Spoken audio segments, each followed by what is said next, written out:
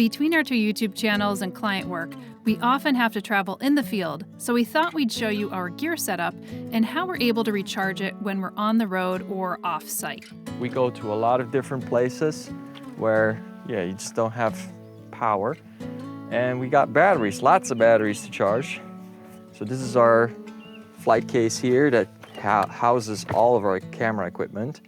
And I've built a little setup in here where I have a USB distributor basically with all these different ports, and all the cables tuck in here, and it basically comes out with all the charging cords, and one of them is the actual power plug. So what we do is we have the EcoFlow sitting in here in the back seat, somewhat secured. Sometimes I try to wrap this seat belt around it if we're driving with it.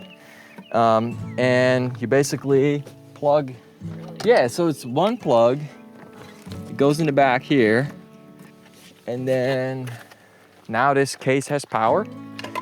And we could, for example, see that we have two batteries here in the corner that are dead because we put a little sticker on it saying that if you put them like this, they're charged. They're not charged like that. So then they just go in here and they'll start charging. So as we're using the equipment and we're putting it back, it's actually charging, ready to go for the next time. We don't have to worry about if equipment is charged or not.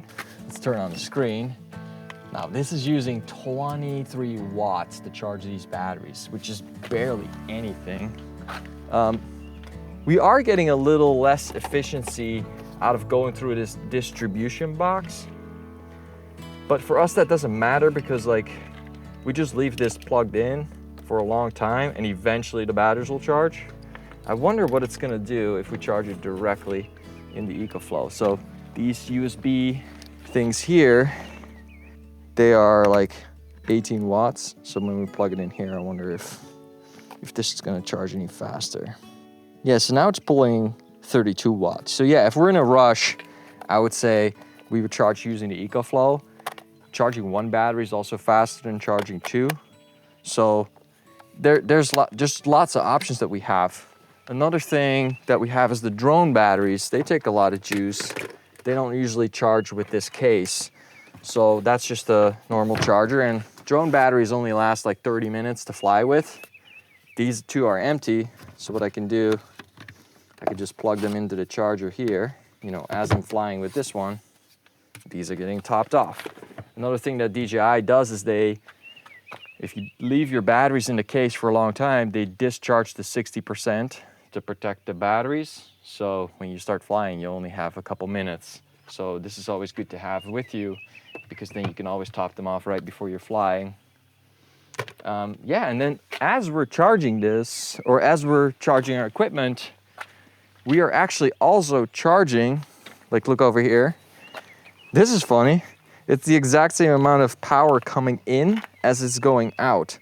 So right now with the drone batteries and the camera batteries charging, we're using 56 watts of power. And I actually have a solar panel hooked up to this EcoFlow, and it's giving us 60 watts of power as well. So if you check over here on the hood of this car, so EcoFlow makes these solar panels. We need to clean it a little bit. Yeah, I've been using it near the meadow house with the construction. It just gets really dusty. But, and I feed the cables through the roof of my car, so it drops in like Tom Cruise through the roof. I think we can also change the angle a bit. If I put it like this, I might even get more out of it. Yeah, so now I'm getting 60 watts. So I've gotten up to 180 with this panel on a sunny day with the sun being right overhead. But yeah, it really depends how you turn this.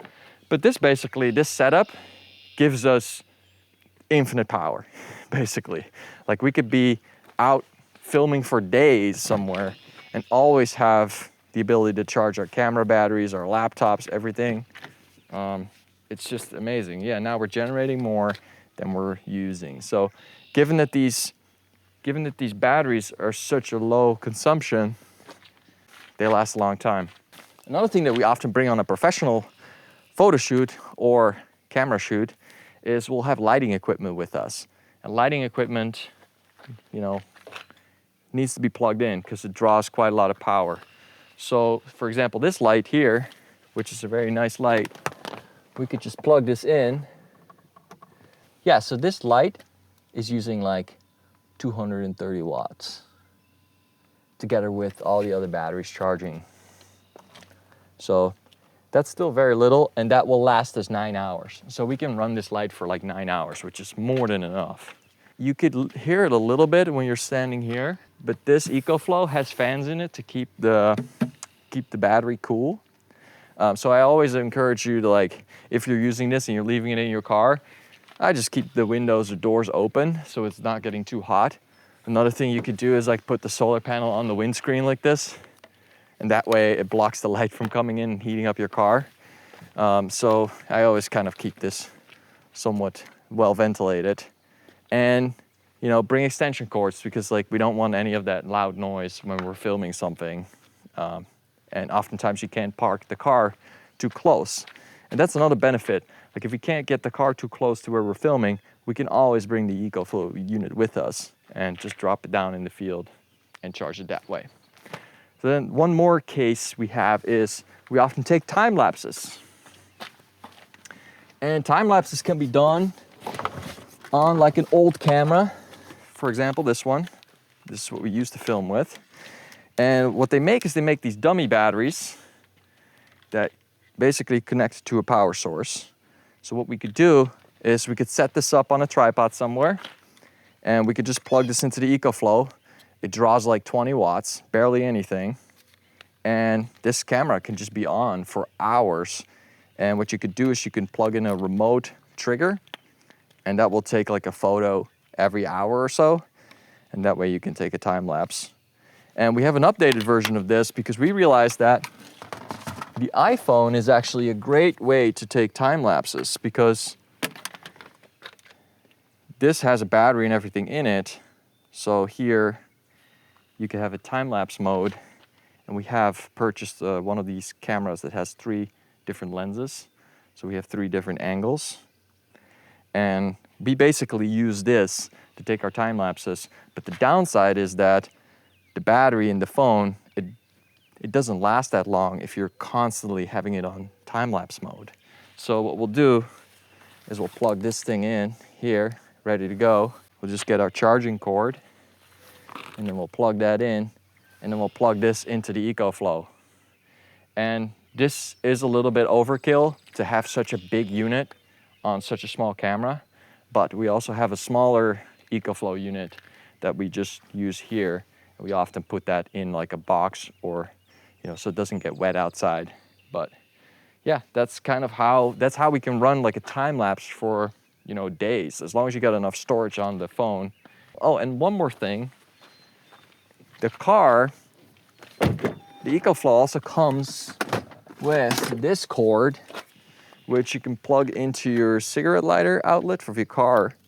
And then you could plug that into the solar port of your EcoFlow, which it has 2 ports on it. So I could essentially turn my car on, plug this in at the same time, and get an additional 100 watts of charge from the engine of the car in case it's nighttime or something like that. So this EcoFlow is like a portable off-grid Swiss Army knife of power capabilities. Special thanks to EcoFlow for partnering with us on this video. Now, if you'd like to consider one of their solar generator units, check out our discount and offer in the description below this video. We find a lot of uses for our EcoFlow units, and we think you would too. And stay tuned here for more videos at Flock. 10% of our Google AdSense revenue is reinvested back into community projects here in the Finger Lakes, and that's even matched by our partners over at Espoma Organic. So your support truly matters, no matter where you view from. We'll see you in the next video.